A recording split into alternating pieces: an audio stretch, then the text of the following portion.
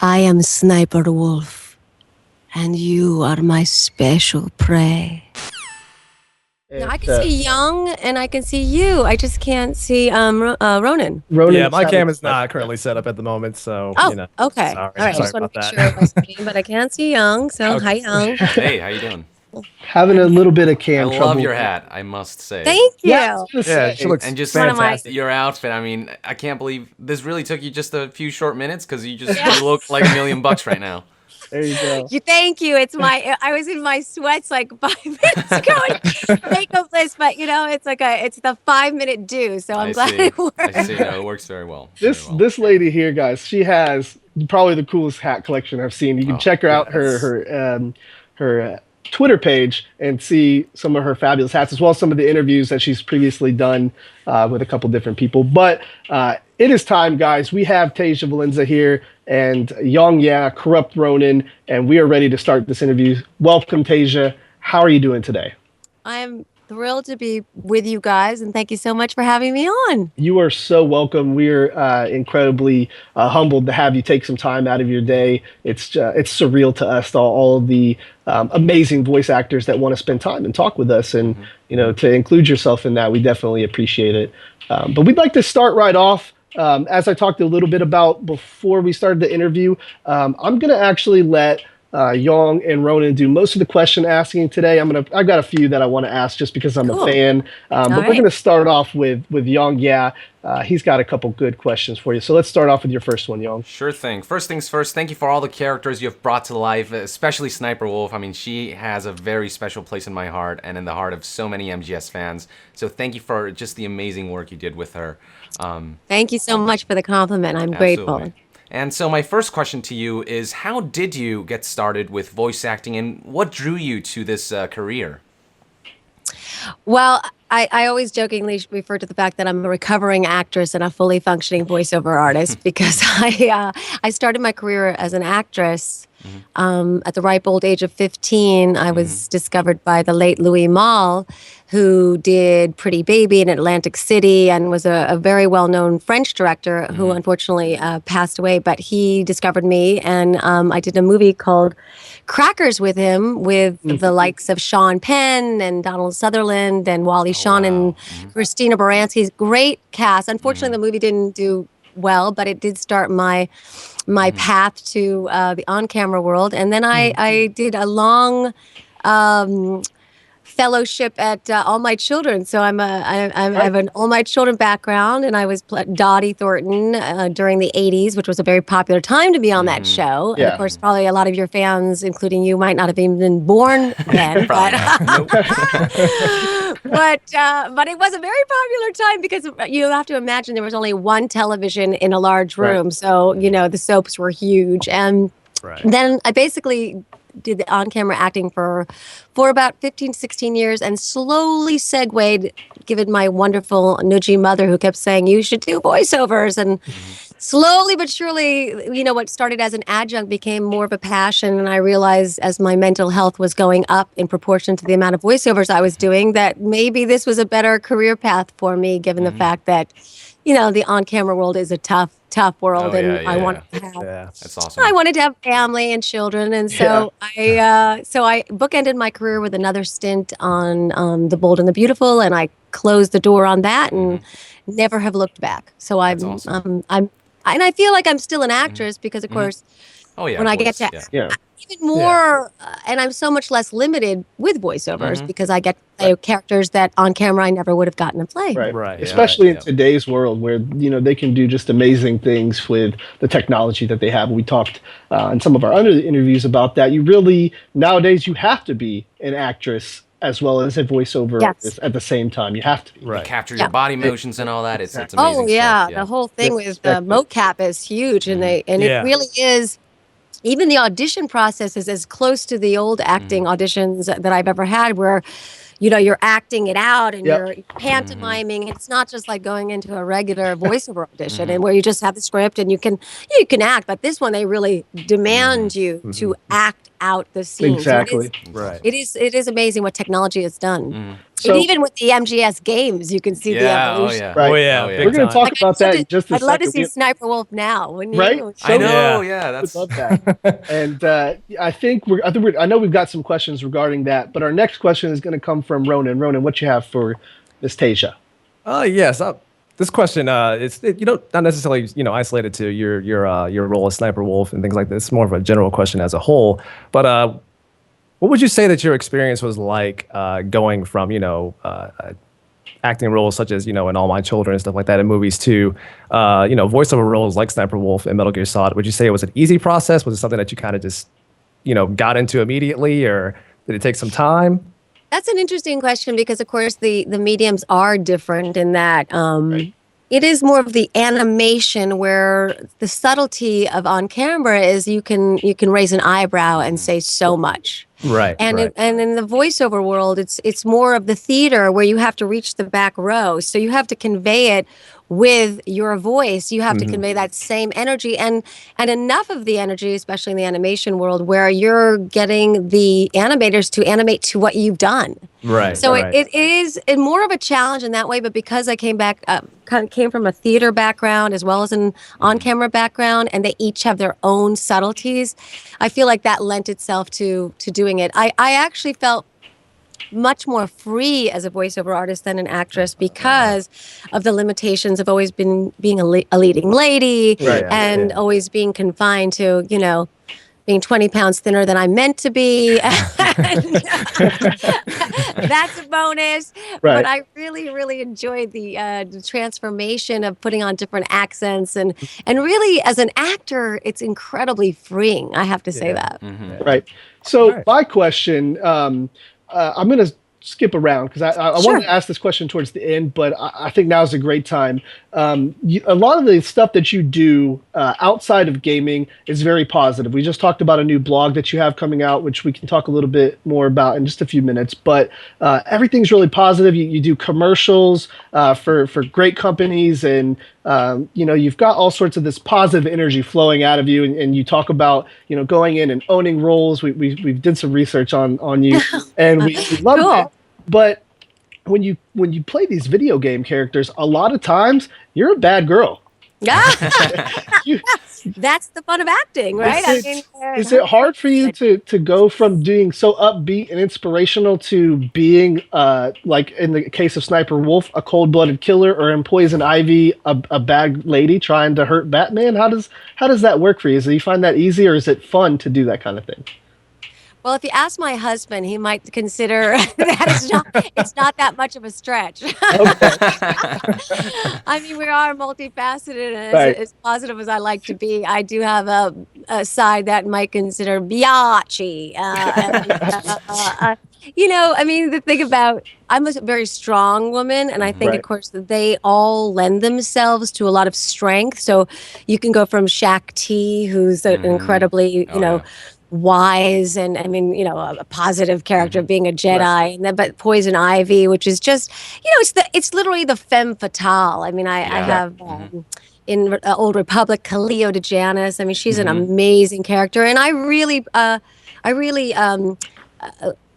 checked out Linda Ferrantino in The Last Seduction, which is, if you have never seen that movie, it's a rockin' awesome movie, and she played this incredibly dark strong femme fatale, and I really researched her. So for me, it's just transforming the sides into that. Gotcha. Next question coming from Young. What do you have, Young? My next question to you is, this is like a 3-part question. It's a lot about Sniper Wolf. The first part is, what's the story behind how you got the role of Sniper Wolf? Did you audition for the role? Did they want you for the role? How that work out? Well, this was still pretty early in the video gaming era. So it was just a regular audition, and I got the part, and then we did it. And I don't think we had any idea what it was going to be. And then they came back and said that they wanted to redo it because it was such a huge hit, and they wanted to get it for the different platforms, Oh, which okay. Right. revolving. So it was kind of a sleeper for me. It was just a little thing, I did, and then it blew up. Blew up, yeah. Right. What Yeah. exactly drew you in about the character that made you want to audition for this role? Well, Sniper Wolf is such a strong character, and so I have to say, in terms of one of my animated characters, she's if one of my top, if not the top, only because she seems one thing, and then you find out she's so much more. I mean, and the scene at the end exposes her vulnerability that she's covered up her whole life, and if you didn't know that scene, you would just think of her as a one-dimensional, Right. Right. Like killer. woman who yeah. was just a hard ass, a killer, basically. Right. So that's always the fun for acting, is when you can say, the surprise vulnerability of what the layers underneath us, and I love her for that. And the final part to the question is, how would you prepare for the role prior to recording? Because I know she has an accent, she has a very kind of distinct voice. How would you prepare for her? Was it a difficult part to play? I did do some research on Eastern European accents, and that's again part of doing any good role is a little bit of listening and watching, and of course it was harder to get video at that time because there was no YouTube. But I did do I would just prepare for it like I was an actor at any kind of scene, and just really do my research and try to perfect the accent. I'm sure it wasn't perfect. If you asked a Kurd, they might say it's horrible. But I just researched it as if I was, doing the role on camera. That's cool. All right. Next question coming from KorruptRonin. What you have, buddy? Yeah, mine it's kind of a long question, but I feel like it's one that a lot of voice actors today haven't really talked about, but I feel like this will be a good chance to actually get this one out there. So my question to you is, I know you've done a lot of voice work in games that have come from the West, from the United States and Europe and stuff like that, like Batman and so on. And then I know you've done a lot of voice work in games that come from the East, like Japan, which was Metal Gear Solid and Baten Kaito. So my question to you is, the Dissidia games. oh yeah, and the Dissidia games as well. Ultimisha. Yeah. She's a cool character. Yeah. Also she is. badass. Yep. You play all the badass 100%. characters. I don't know why. That's all her characters. It's so sensitive. I don't know why they're not casting me for that. Anyway, what are you going to ask about what the differences between? Yeah, the difference, like, what kind of experiences or differences that you've noticed when it comes to doing voice work in like a Western game as opposed to an Eastern game like Metal Gear Solid or Batman and stuff like that? Have you noticed any significant differences, or did you have to approach that differently because of that? I think certainly for the Dissidia games, they were already done in Japanese, so it was more of this ADR and she was, some of the lines there are very phantasmagorical. There, it was a different medium of just the communication was, I would ask for like, what does that mean? And what did you try? Right. So there is like an Eastern, like a deeper, I noticed on some of the games, but I think again, each director approaches it differently. Some we've done in more of a group situation. The first Metal Gear was a group reading a lot, so that was really cool. And the Japanese ones, I think I've noticed I'm mostly alone. So I don't know if it's so much of an Eastern Western, but I think it's more about the role. But of course, I love each director, the style. It's always kind of a jumping in to see, okay, well, how do you want to play? So that's how I approach it. Oh, that's pretty cool. Awesome. Well, thank you for that answer. Next question is coming from Yong. Yong, what do you have? So my next question to you is, have you played any of the Metal Gear games? Have you been keeping up with the series at all, or do you just kind of leave it at MGS1 and like Twin Snakes? I have to be honest, I don't have any of the machinery to play the game. So my son is just reaching the age now where he's dying for an Xbox, and I have put it off as long as I can because I know it's coming. Right. But I plan on playing with him, and I've watched the videos on YouTube, thankfully, that they exist. So I've gotten to see my characters in a lot of the games, but I actually haven't gotten to play them. I gotcha. I will be, obviously. And then here, yeah, Sure, my yeah, son. yeah.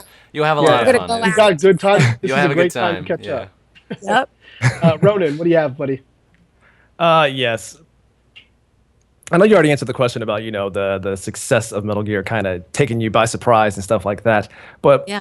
after the success of that, were you ever, approached by fans, complimenting you on your work and your performance as Sniper Wolf, if you can recall any of that at all? Like any personal I moments would between fans? The greatest reintroduction to my fan base was on Twitter and through David Hayter, who was like the prince to my princess coming to the Right. ball. I mean, I was new to Twitter and I hadn't spoken to David in a while. We're friends and he's, the greatest. Yeah, I know you guys of had him on the course. show. So the Yep. coolest guy. Mm-hmm. And I literally got a message from him saying, a private message saying, "Hey, Tasia, I noticed you're on Twitter. How are you?" He goes, "I just wanted you to note that you have 400 and something fans right now. Watch this." And he put out that you guys are crazy for not following Sniper Wolf. And I kid you not, within 2 hours, I had over 1,000 Oh my Nice. God. Twitter followers. So Nice. I have to say that was so meaningful, and Mm-hmm. and they have been amazing ever since. And of course, that they kind of ignited my passion for Sniper Wolf, because then I started like saying, "Oh my God, I had no idea that We're out I there. really had no idea that yeah. that anybody followed it to that degree until the Twitter sphere." So Yep. thanks to David Hayter and social media, I feel very connected to the MGS fans, and I have continued to engage with them because of it. Hey. Oh yeah, they love I'm Sniper sure they Wolf. love that. Oh, yeah, big time. Oh, and I feel, and I actually I did my first cosplay as Sniper Wolf Really? for What? a week. Wow. Oh yeah, if you go on my Instagram account, there's me dressed as Sniper Wolf I've with gotta my see that. two I'm gonna have dogs to It's too. No, wait. acting Like, as like, my wolves, my Oh, dogs. no That's way. awesome. what kind of dogs are they? I've never done. I have these two dogs. They're mutts, Oh, but you wow. can go. Okay. Okay. If you scroll down you could post that. Mm-hmm. But I actually did that, and at the time I even played with it because I showed brunette or blonde, and I said which way to go, so the fans got to like incorporate it with me. okay. But I had a lot of fun. So my only cosplay I've ever done is Sniper Wolf. That's That is awesome. I amazing. gotta That's check that awesome. out. Yeah. We're gonna make sure Yong is a master editor when it comes to videos, and hopefully he'll be able to put that picture Yeah. up. I'll. I got the best picture with my dogs. They were barking, and I was like, "Shush, shush, shush!" And I was like, "No, don't shush. This is good. This is This is good." good. There you go. And you can really see my dog like, "Ooh." Yes, that's perfect. Really enjoy That's that. awesome. Well, for the interest of time, we're gonna hop back over to Ronan, or excuse me, Ronan. You just went, didn't you? Yeah, I did. Okay, we're gonna hop back to Yong, and Yong, what do you have for us now? All right, so you can choose to pass up on this question if you want. I just wanted to ask you about Metal. I know Metal Gear Solid 5 is a sensitive topic, so you don't have to answer the question if you don't want. I'm not going to ask anything too specific because I know that Kojima is a secretive kind of guy. Just what are your thoughts on just the footage that's been made public? Like the trailers, the gameplay. Have you seen any of it? And if so, have you seen where the series is headed? What do you think about it? I've seen very little of it because, again, all the sensitivities going around it. Right. I don't want to. I kind of just I'm hoping that it'll all work itself out. Work itself out. I gotcha. Because I don't. Either way, you don't want to rock the boat, and I'm so on the outside of it, so I really don't have a comment on it Gotcha. because I'm just not in the mix enough to say I anything. Gotcha. That's good. All right. All Thank right. you. Well, my next question is about something we talked about earlier: the transition for the mediums that we're seeing today with this media. Was it when you did the redub of Metal Gear for the GameCube? Obviously, when you did the first one, everything was a little primitive, but they revamp all this equipment and they come in with much better voiceover equipment, and it sounds much cleaner. Was it cool to kind of relive that role, and was it difficult to play a character who knows more about the story than you do as an actor? Was it hard to convey that? In the story itself, Sniper Wolf knows some of the deeper characters like Big Boss and some of the stuff that hadn't really been touched on at the time, but you have to convey that like you already know. How tough was that? It's fairly easy, only because, again, you're basically given the context, you're given the lines, and you're told I always ask, for the nuances of what's going on. Okay, So I just go with the flow of like, okay, so what does she know? What doesn't? And then it's just hoping that I can convey a little of that mystery or a little of that. So it was great to recapture her again, because most times you don't get the chance to do that, right? You don't get to, you're done. So the fact that they went and did another medium and we got to all play again, it was fantastic. And I just watched one of the scenes from that recently, and it was really fun to see her doing her thing. Was it a different experience between the two at all, like from the original Metal Gear Solid and then the Twin Snakes one? Was there any difference in how you? I think I got to see more. I didn't get to see anything, and I got to see the visuals for Twin Snakes, which was great, because of course it's always more fun to voice to something you can see as opposed to like imagining. So yeah, that was one of the bonuses. Awesome. Ronin, what do you have for us, buddy? All right, so like as many people know, you do the voice of Poison Ivy in the Batman Arkham series. My question to you about that is, just how did you go about getting the role of Poison Ivy in the franchise? Did you audition? Were you approached about it? How did that go exactly? Pretty much the same. I mean, I know that I competed against other voice actors, and I was lucky enough to get the role. And I've been working with Warner Brothers in different capacities over the years, so I think they knew me, and I auditioned, and I just got lucky enough to win the lottery. It's kind of like that, you're going up against great people, and every time I get a role, I never take it for granted. Every time I get a role, it's like, really? That's awesome. Yes. I got a second part to that question too. Is have you ever the original voice actress for Poison Ivy in the animated series in the '90s? Did you ever have contact with her? Did she ever talk to you about that or anything? No. Oh.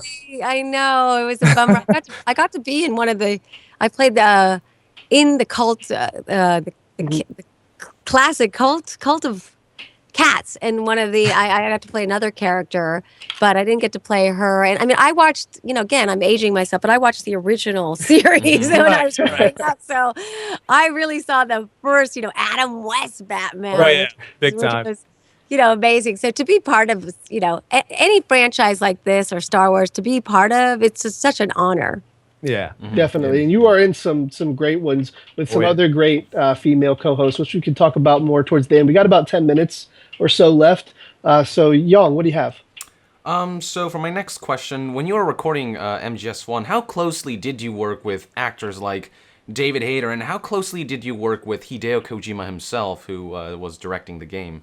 Were you guys in contact often, in the same room a lot? Oh, yeah. Yeah. I mean, it was really, we were all together in a room, and I remember they would take us in for our scenes, and then we'd go back out and wait. And so, he was very much hands-on and great directing. And David and I, of course, did our scenes together and worked with. That was fun. Oh, yeah, it was great. I mean, but you have to remember, it was almost like, again, the second time around, rather than the first, we were it was kind of a growing up process of like how many years later of like, hey, isn't this awesome? Yeah. And we stayed in touch. Too bad I didn't kill you during the scene. No, I know. And I, of course, I'm also friends with Debbie Mae West, who plays Meryl, and she's fantastic. So yeah, it was really, a great experience, and it was very hands-on, directing. Was there a bit of a language barrier between you and Coach? Because he speaks Japanese. He speaks a little bit of English, but I'm not sure how that worked. Was there a translator there at all times? Sure. Yeah, because we also had a voice director, and she was fantastic too. So yeah, there was kind of an intermediary where he would convey, and then we had an actual voice director. So that was definitely helpful. Does that I think he was kind of like, he was the big captain in charge. That means you're going to tell Debbie she should come on our show next? Absolutely. Yes. I might, depending on how I come off. Yes. You're doing amazing. Well, actually, I guess you can't do it. This is it. As however I'm coming. No, of course I will. She's awesome, and I'm sure she'd love to be on the show. Awesome. We love having these strong characters on here, and just the characters that you've played over the years. Tell us. It doesn't have to be necessarily gaming related, but tell us, what was your favorite thing to voice? It could be one of the commercials that you did, or gosh, that's hard. Game. That's hard. What's something? Well, give me at least one that you're really passionate about besides Sniper Wolf. Okay, besides Sniper Wolf, I'm really proud of playing Shaq T, because she's. I mean, who who doesn't want to be a Jedi? I mean, Yeah. I mean, when I found out I'm going to play a Jedi. I mean, in a million years, I would never be cast in real life as a Jedi because again, ask the husband. It's like that. It's like me playing a Vulcan. I mean, I got to play that on camera. So it kind of makes me feel like I must be a good actress because you could see I'm so shy and mellow, right? So A big coincidence there. David Hayter played a male Jedi in the game as well. He did the voice. In one of the older Republic games. Oh, I didn't even know that. He did. Yeah. So I really love playing. I really love playing Shakti just because I feel like she's legendary, and to be part of that series. I mean, she has her own life. Just again to reimagine her. It's awesome. Yeah, she's kind of like a composed badass. Like she's not very out there, but she's still like. It's she's got force. Yeah, exactly. Yeah, I love the character. I'd like to tap into some of that force. Yes. Right. All right. So we're closing down here. We've got a few minutes left. So we'll get a couple more questions from Ronin and Yong. But Tasia has something that she wants to talk to us near the end as well. So let's do two more questions apiece, and then we'll head into what Tasia wants to tell us about with an amazing voiceover community. So Ronin, what do you have? This one it's coming from a person in my community, but it's also a question that I have as well. So you're part of the Put Your Best Voice Forward campaign. My question is to you: how has that campaign affected your life, in your opinion? So my campaign of the whole thing about giving great voice and putting your voice forward. Yeah, I've realized over the years as I've mastered voice and how important it is nowadays, especially given our technology and how easy it is to not use our voices because of technology and instead of just using it as a voiceover as its own medium, I kind of wanted to branch it out and say, let's put our best voice forward in everything and start connecting to our voices again, which, on the Oscars, JK, said, who won the Academy Award, call your mother, don't text, don't tweet. There you go. Call if you're lucky enough to have it. So I feel I'm going to be going out to colleges and talking about putting your best voice forward and giving great voice because I really want to encourage that, a whole generation is not privy to what we grew up with when we didn't have technology, and you have to use and as much as we love technology, it's not going away. Where you're across the table from somebody, and you have to have intimate conversation to get the job, and also that as much as we're connected through social media, a lot of times we're lonelier than ever. There's statistics saying that. So I think using your voice and tonality and the words. I mean, just having a conversation right here. Imagine if we tried to tweet and text this, it would just not have the same resonance, would it? Right. Absolutely. Yeah. Exactly. And I have to emoji you. Emoji, happy. So I feel like that's my new mission, and kind of not my, but the culmination of 30 years of being a master communicator and loving helping people is that I want to go out and just really encourage people to connect back with their voice, sing, record your voice, do which is connected to this vocal ID that I want to share. I just really want to tell everybody, reconnect, and maybe you are connected, but just think of it as a powerful communication tool, and at least once they call somebody instead of texting them. And not that but just reminding them of that. Well, words from Tasia: call your mom as soon as this interview is over. Right now. Tell her Right about now. it. Tell her. Call him right now. No, don't text her. Don't Go right now. You better be watching this interview right now. So, real quick, before Yong, we get to your next question, I want to say thank you to Tasia's agent over at Parker Publicity. They sent us the picture that she was talking about on her. Concetta's rocking awesome. She's my publicist. She's fantastic and she's been best publicist on the planet. She definitely gets a big thumbs up for me. So, Yong, what's your next question? All right, my next question to you is: with the announcement of a Metal Gear Solid movie, who would you cast as Sniper Wolf?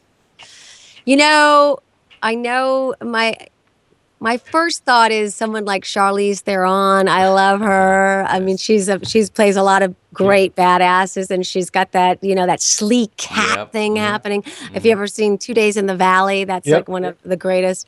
And I know Uma's done Poison Ivy, but I think Uma would be awesome. So I don't know. They were my first thoughts. I mean, these are again, the actresses that I admire. So who would you pick? You?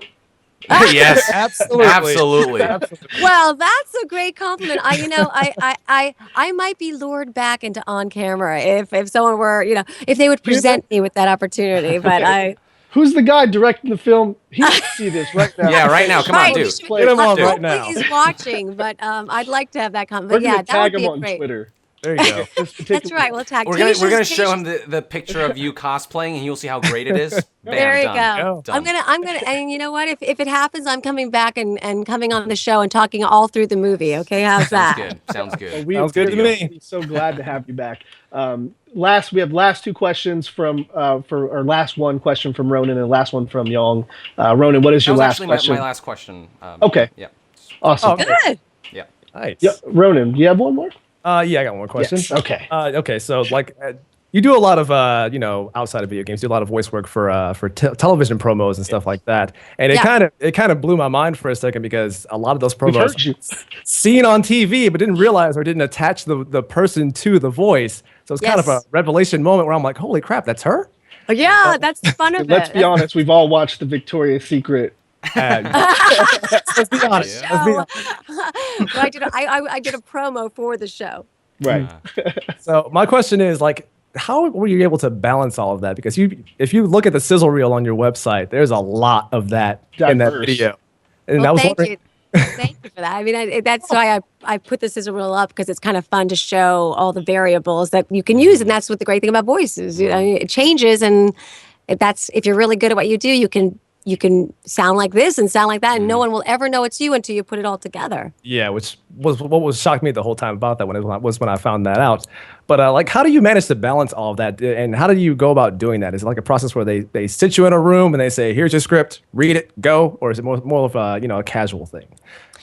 Well, of course, the scissor reel that I made was a compilation of a lot of different jobs I've done over the years. It's not Right. like, in the last week. Although I'd love it to be that. But it's, again, each one, I mean, I normally go into my agency every day and I audition.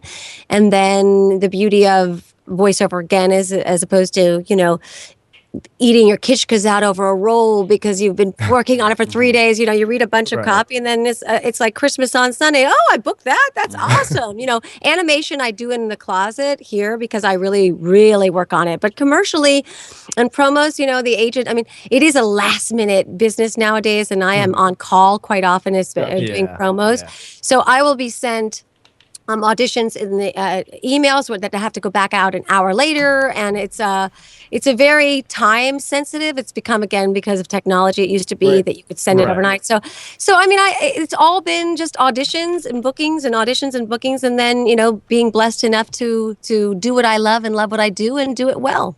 Nice. Awesome. Well, our last question before we talk about the blog that you have, which we're excited to hear about, is the games that you generally do voiceovers for are all very in depth. Metal Gear, the Star Wars series, Saints Row, they all have these deep, complex stories. Do you enjoy that type of culture yourself, or is it just something that kind of fits your voice?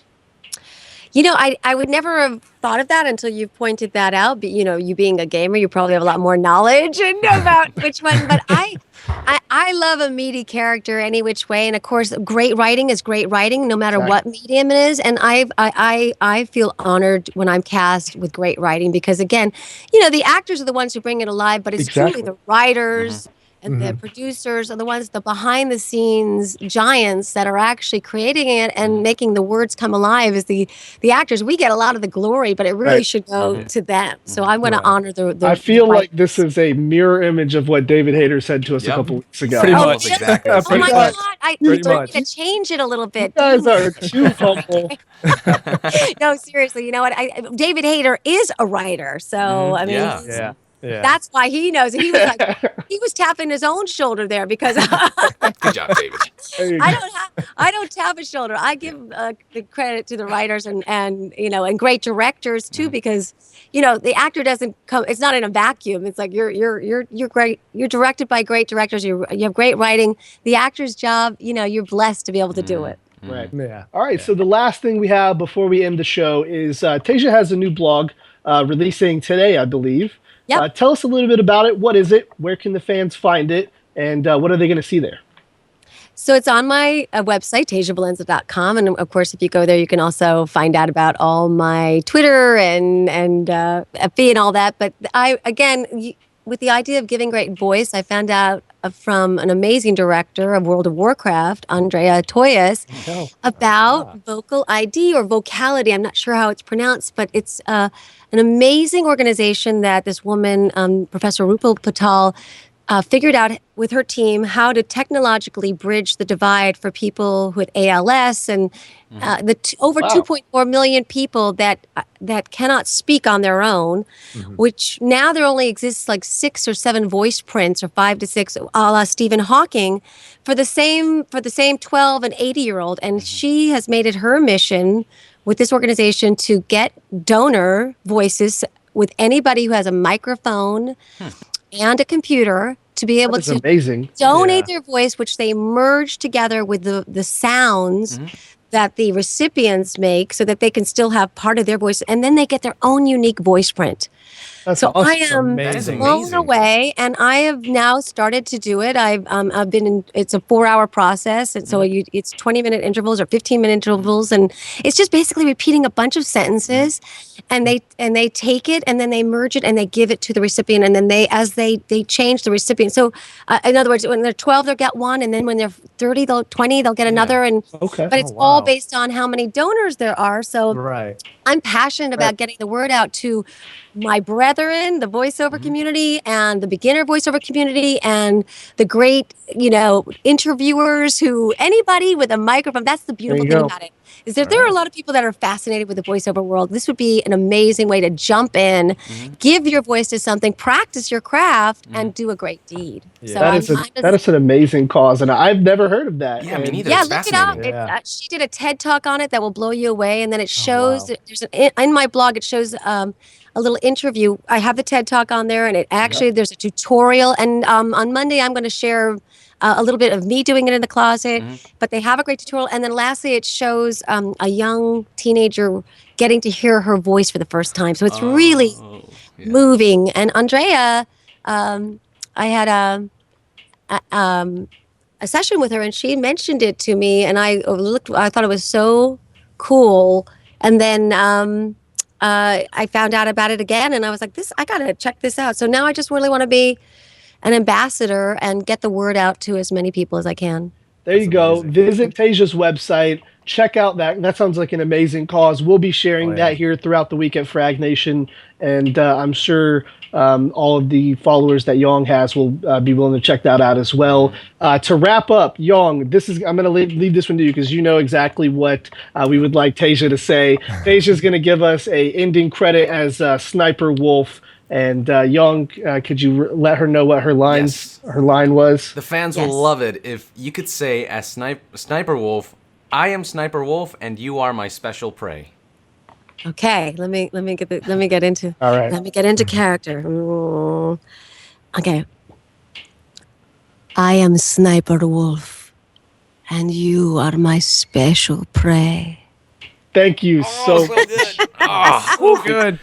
Great with Tasia Valenza. We really appreciate you joining us here today. All of the fans, there's just short of 200 people watching live right now. Awesome. And Yong is going to put this up on his channel for his 120,000 followers. We are going to share this everywhere. Thank you. I really appreciate all your time. Absolutely. And thank you. I had a great time with you guys. Thank you. We had a great time with you. Awesome. Yeah, we had a great time with you too. Beautiful Per people. Beautiful people You're yourself. the one to talk. Yeah. Per your words, maybe we can have you back here in a couple months and talk about some of the other stuff that you have going on. And if we get you cast in that movie. Yeah. Yeah. 5%. We're on it. Thank you again so much, Tasia. Have a wonderful day. And Thanks so much. we will see you on the Twitter sphere. Yep. Excellent. Bye-bye. Bye. All right. All right. Tasia Valenza, everybody. Young, yeah. KorruptRonin. Starstruck yet again. Yep. Yet again. It never gets old. Yep. It really never doesn't. does. I don't see how it could get old with Nope. people like David Hayter, Troy Baker, Tasia. You see, we just did a selfless plug to try and get Debbie on here. Yeah. Oh Right. yeah.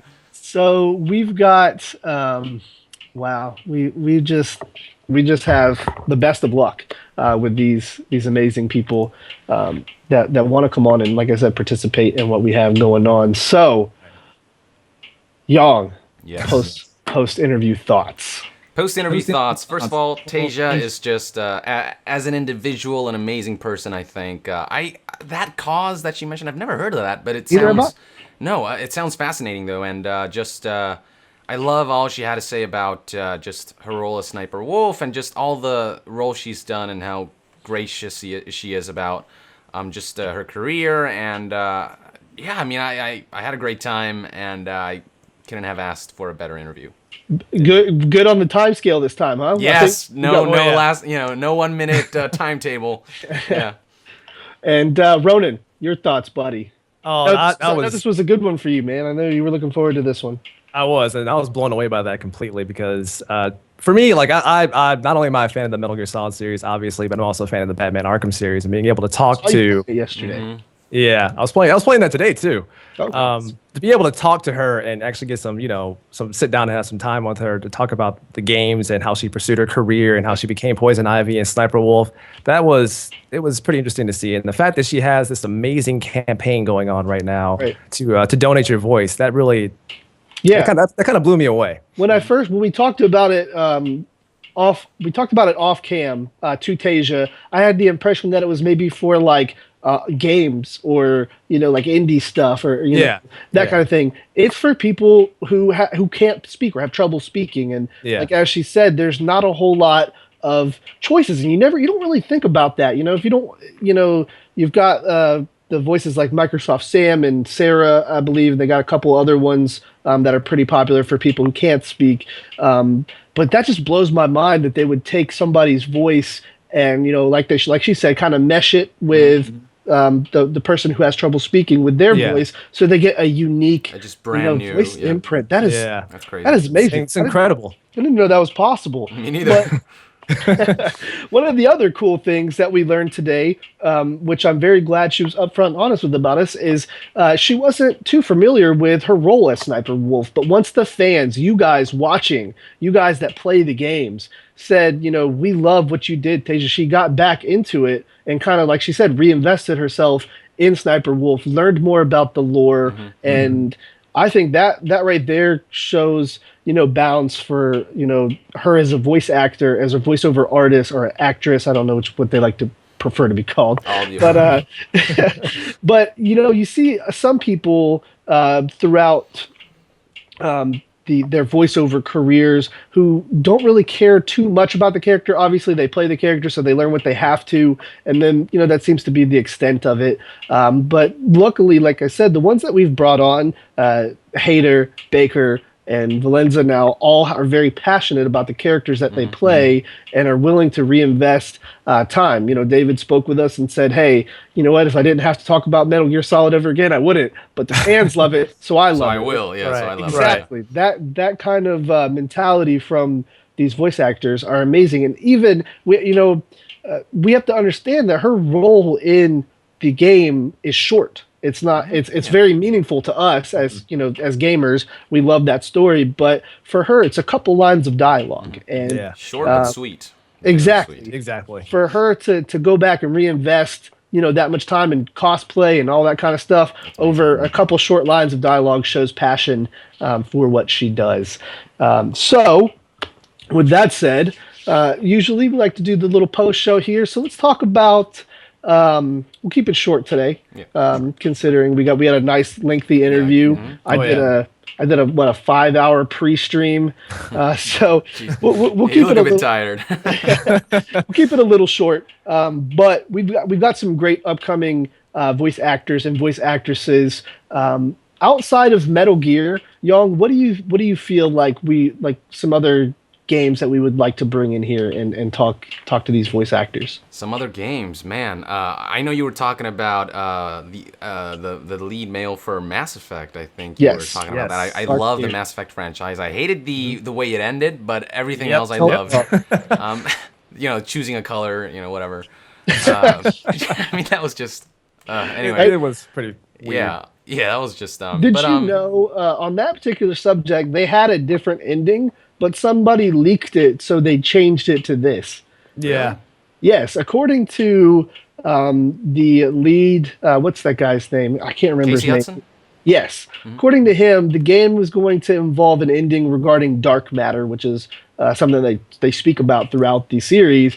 But somebody leaked it, and so EA made them change it. Oh. Which kind of feels like a punishment.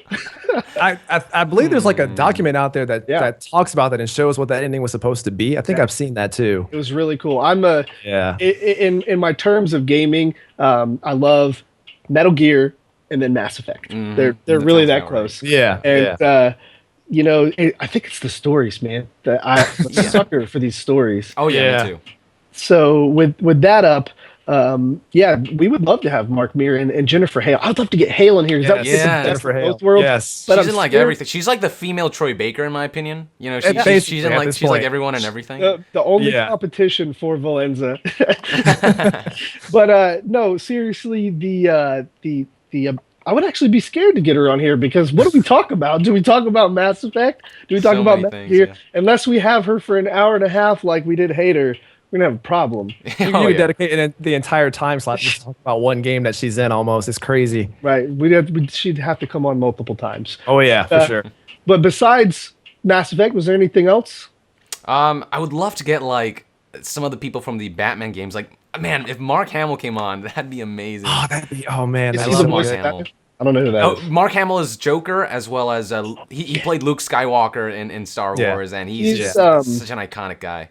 Yes, the Joker in was it Arkham Asylum, right? Arkham Asylum, he's City, and like in the cartoons and stuff. He's pretty much the Joker. Much. He's the original, what so people he did the consider cartoons to be as well? The Joker voice. Yeah. That's amazing. Oh yeah, I had no idea. I played the Batman game, but unfortunately, it was right when it launched, and there was a glitch right when you met the Joker, and he throws you out of the in the wheelchair. My game would crash every single time, and I never got back into it. I know they've patched it since then. So there you go, Batman and the Mass Effect series are both good. Good ones to talk about. What about you, Ronin? What I know you play some crazy games. Do you want Moistra to come on and talk? God, you would do that. You would do that. I gotta tell Yang real quick because he doesn't know. God. Ronin here, he likes the Resident Evil franchises. Oh. He did Revelations, and he can't stand Moira. Like he just can't. Really? There's something between them two that he doesn't like. So that's the long list partner. of reasons. That's Claire's partner, right? Moira? Yes. Yeah. Oh yeah. So besides Moistra, what would you like to have on here, Ronin? All right, I'm with Young on the fact that bringing some of the cast from the Batman series. I would love to see if we could find a way to get Kevin Conroy on here at some point. That would be amazing. And for those who don't know, he's the voice of Batman himself. With the Master Chief. Hey, why not? Get him on here too. Nolan North would be amazing too. Yes, absolutely. Nolan North. Gosh, let me think here. There was some other games that I wanted to. Anderson from Mass Effect. That guy. Oh yeah. Oh yeah. What are you talking about? Yeah, Keith David. Yeah, yes. He was in everything. Saints Row. He's in Saints Row as well. Yeah, he was in Saints Row. He's in movies. Yeah, for sure. And he's man, I love Anderson. Yep, he's a great character. Yeah. So I mean, we've got the talent here. Everybody that has come on the interview so far likes it. And anybody we contact, Lori Allen, Stephanie Justin, all seem interested in coming on and talking with us. And I really think, if you look at what we've done here recently on Hitbox, we had David Hayter, the 11th, Troy Baker, the 31st, Tasia today, Stephanie Justin, between the 16th and the 30th, we've got these lined up, and there's no small part to Young Ya and KorruptRonin. You guys are amazing. To close out, let's talk about Metal Gear Solid 5, because that's what these fans love. Yep. We'll do a little bit of course. closing statements from Metal Gear. Recently, we talked a little bit before you got here, Young, about the Konami and Kojima situation, but we're getting closer to launch, and so I want to talk about the actual game itself. Yep. Troy Baker confirming Kiefer has a particular role that makes sense in his words. I think he just means that he's doing his own thing with Snake, and Right. that and it makes sense in the context of what Metal Gear Solid 5 is about, with Exactly. themes like revenge and all that. And I can't wait to see what Kiefer does with the character personally. So, talking about the things that we've learned and things that we've seen from playing, obviously, Kojima has stated that there's going to be some inconsistencies with the story. Tell us your thoughts on Metal Gear Solid 5. What would be okay for them to break consistency-wise? Would it be okay for them to, kill a character early or change something to that nature, or if they did something as stated by a lot of the fans earlier with Gray Fox? What do you feel is the limit for consistency breaking? Well, you can't kill a character and have him, not, show up a few games. Yeah, unless just it's as like an a fake example. death. Right. Right. Fake Stuff death like, pill, confirmed. like one of the big questions is how many comas was Big Boss in? Because the lore says it's one, but now it's like it seems like he had 2 comas. But then again, people are saying that there was some kind of mistranslation in the process that kind of contributed to that. So stuff like how many comas Big Boss was in, when the Les Enfants Terribles happened, and stuff like that. I feel like I can fiddle around with a little bit to match the lore and to just make everything make sense. Because I think something you need to keep in mind about history is that we're always discovering new things about the past, and it's never a 100% certain thing. So I feel like that kind of works in that sense, where they add certain elements that we kind of understand now with Metal Gear Solid 5 filling the gaps. So things like that in terms of when certain things took place, but in terms of what took place and what characters were involved, I feel like that needs to be there so that it's consistent enough. That's my opinion. What about you, Ronan? What are your thoughts on Metal Gear Solid 5 and consistency with the stories that we have up until now? What do you feel is acceptable in those kind of senses? I agree with pretty much everything Yang said. Like I feel like a lot of the things that haven't really been explained all that well and may not be gone over all that well in this game at the same time, I feel like they can kind of, mess around with that a bit, maybe change things around a bit, and that would be okay. But, killing off key characters or changing key characters and personalities in this would be, I feel like that'd be a bad idea overall. Let me run by a couple examples for you before we'll maybe like 5 minutes or so.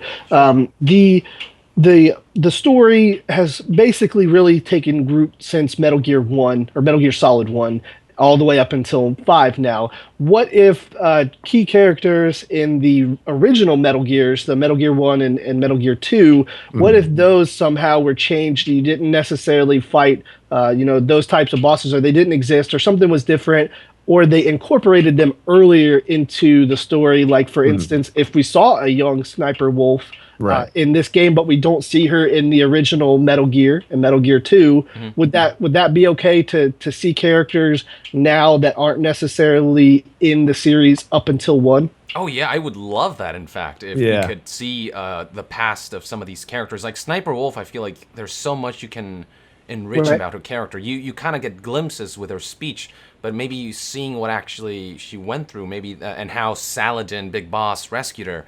I think that'd be amazing. And I would love to see like some of the Metal Gear 1 bosses, like, I don't know, Fire Trooper making an appearance. Fire Trooper. I don't know. That'd be amazing. No, I'd love to see characters in the later portions of the timeline make an appearance in MGS5. I would absolutely love that. What about you, Ro? Yeah, You feeling I feel like Like for me, I would have loved to have seen if they had, perhaps not killed off Sniper Wolf in the first Metal Gear Solid, and perhaps made her go on to see later entries in the series to see where that went with between her and Otacon, for example. As We really wanted to ask that question. You just Yeah. couldn't fit it in.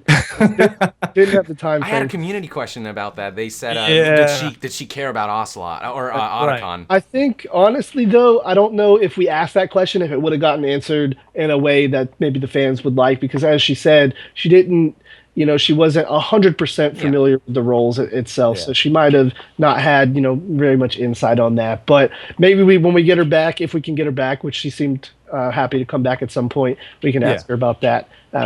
We'll bug her on Twitter about it. So to close out, then we talked about the characters that we're going to see. We talked about a little bit of the inconsistencies. Would you guys like to see the? I don't know how to word this. The progression of the characters that are in the Big Boss Saga. Does it worry you guys that they're nowhere mentioned in the rest of the series? For instance, Chico, Amanda, those kind of characters, and even Master Miller to an extent is killed off early. Like a couple days before the start MGS1, of Metal, the first one. MGS1. Does it concern you that all of those characters disappear after, like right at that point? Because that for me, it's weird to know that there's all this backstory that Solid Snake should know about, but doesn't necessarily mention all the way throughout the entire rest of the series. Yeah, that's the thing about Kojima, because he always intends every Metal Gear game to be his last. He says this is going to be my last Metal Gear game, but it never ends up being that way, and he has to plan more beyond that. And so it's just kind of something that happens with, I guess, his methodology of game development and how he thinks in terms of how he's going to make the game. But yeah, it is unfortunate that we don't get to hear about some of these characters. We do hear about Kaz in Metal Gear Solid 1, and we see him in Peace Walker, and that's awesome. Right. But characters like Chico and Amanda, they're just like, they're nowhere. That's what I'm saying. At some point in this game, either they're all going to die or something's going to happen where they're not going to have contact anymore. And that's kind of what's scaring me about the game, is because I know Amanda's not a big character, but I like her. She was a cool character in Peace Walker. I like Chico. He was a cool kid, and he's in Ground Zeroes and whatnot, and you save him. So at some point, all these characters are going to start disappearing, and it just concerns me a little bit. Yeah, it's kind of weird. But Amanda looks so much like Meryl, though. Like, if they were just... She has a tank top, the hair, everything. Yep. She does, and... so that's my thoughts on that. Ronan, did you have anything to add as far as characters go and where they go? Yeah, it's kind of weird because, like Yang said, Kojima has a tendency to write these games as if it's his last entry in the series, even though that never tends to be the case. And it was kind of weird, for me at least, towards the end of Metal Gear Solid 4, seeing that big surprise at the ending there. Hey, I'm Snake Big Boss. yeah, I was like, whoa, wait a minute. I heard you were dead. So I heard you were not here. You're not supposed to not be. What's going on here? So yeah, that kind of blew me away, and I'm like, that stuff like that is it's kind of interesting to see for me, at least. All right. Hopefully the same will happen with Solid Snake and MGS5. We'll see him kind of make an appearance at the end. I really would like to see something like that happen. At least maybe like through a cutscene, like see him training with Delta Force or something like that. And you're like, that's my boy. Yeah. My son. My son. So proud. Bill Cosby there. But that's going to wrap it up here for today, guys. We really, really appreciate everybody at the Hitbox community for sharing the stream, Oxy, Penguin, Ronan for the Corrupt Assassins, Yong Ya for the Nation, everybody over at FraggedNation that helped me set all this up, and the amazing sponsors that we talked about earlier. We are going to be heading out of here now. We hope everybody enjoys their day. Check out Yong Ya's channel, youtube.com/c/YongYa for the post interview where you can go back and watch it over again. He does a great job editing. We're going to get him over the picture of the cosplay if you haven't already seen it. He'll be able to throw that in there. We got her to do the "You're My Special Prey," so look forward to seeing that at the beginning. Man, that was amazing. So thank you guys very much from FraggedNation. Ronan, you want to give a little exit. Absolutely. Thanks for hanging out, guys. We will see you all next time. You guys keep it classy, keep it sharp. Running out of here. And last but not least, we'll always save him for last because he's got my favorite outro. Oh yeah, everybody. Thank you for tuning in, folks. I'll see you guys next time. Thank you very much, and young out. All right, guys. We will see you next time. Keep in tune because we've got interviews coming up soon. Oh, This yeah. isn't the last one. So everybody at Hitbox, have a great day. See you guys next time here at FraggedNation TV. Take care.